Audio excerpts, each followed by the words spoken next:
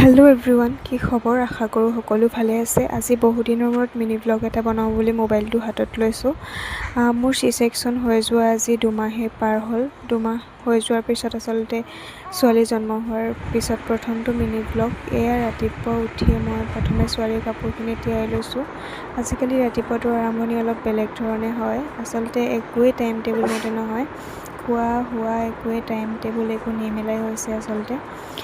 তাই গোটেই ৰাতি নুশুৱে, আমনি কৰে আৰু ৰাতিপুৱা উঠোঁতে অলপ দেৰি হয়। উঠিয়ে মই প্ৰথমে কাপোৰ কানিখিনি জাপি মেলি আজৰি হৈ লৈছোঁ। তাৰপৰা গা পা ধুই মেলি আহি নিজৰ কামবোৰ ভালদৰে কৰি নাৰাখিলে, ৰুমটো চাফা কৰি নাৰাখিলেও ভাল নালাগে। কাপোৰ চাপোৰ ভালদৰে জাপি থ'লেহে আচলতে ৰুমটোত থাকি ভাল লাগে।